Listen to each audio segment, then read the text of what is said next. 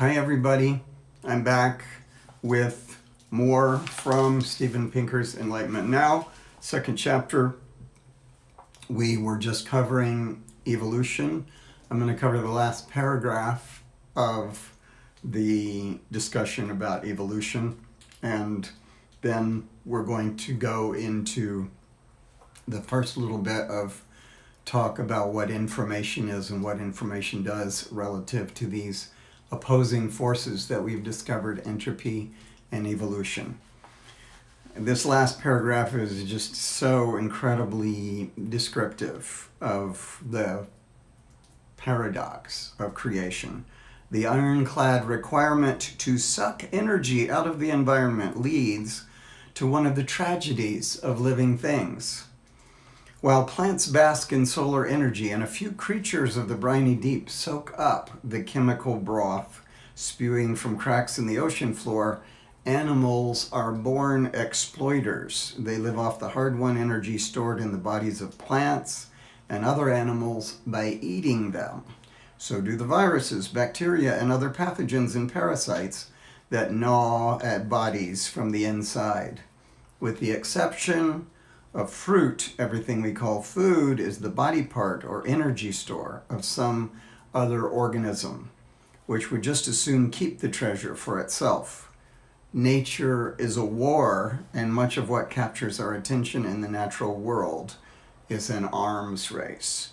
Prey animals protect themselves with shells, spines, claws, horns, venom, camouflage, flight, or self-defense. Plants have thorns, rinds, bark, and irritants and poisons saturating their tissues. Animals evolve weapons to penetrate these defenses. Carnivores have speed, talons, and eagle-eyed vision, while herbivores have grinding teeth and livers that detoxify natural poisons. I've never seen a more gritty description of what it is like to be a creation, an organism in the universe that we live in. And now we come to the third keystone, information.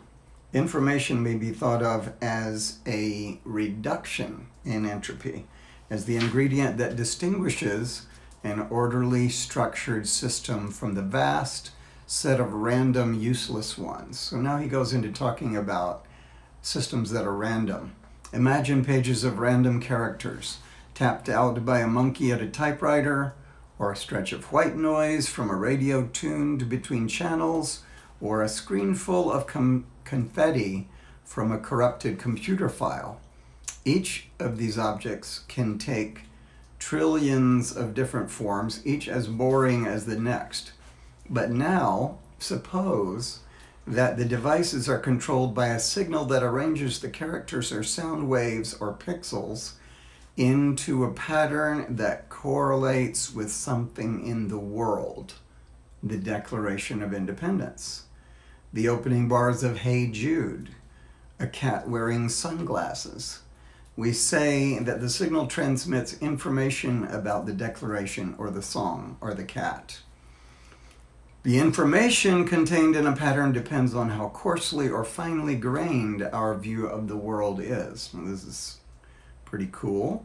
If we cared about the exact sequence of characters in the monkey's output, or the precise difference between one burst of noise and another, or the particular pattern of pixels in just one of the haphazard displays, then we would have to say that each of the items contains the same amount of information as the others.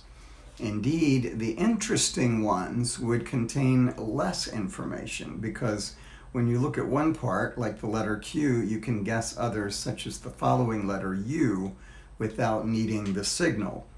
But more commonly, we lump together the immense majority of random-looking configurations as equivalently boring and distinguish them all from the tiny few that correlate with something else. From that vantage point, the cat photo contains more information than the confetti of pixels, because it takes a garrulous message to pinpoint a rare orderly configuration out of the vast number of equivalently disorderly ones. To say that the universe is orderly rather than random is to say that it contains information in this sense. Some physicists enshrine information as one of the basic constituents of the universe, together with matter and energy. So we're going to keep going with a description of information and the role that it plays, but clearly it plays a rather huge role, and it's actually sort of heartening to me, this whole I would say exposition of what I'm doing. Reading this book is a series of pieces of information that I have realized can affect my life by understanding more about the flow of information into my life, what constitutes information, what helps me to make sense out of the world. So I thank you again for being with me.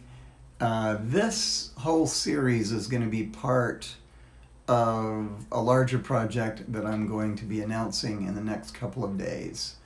And I'm really excited about it, and I'm so glad that you could be here. Thank you very much. See you later.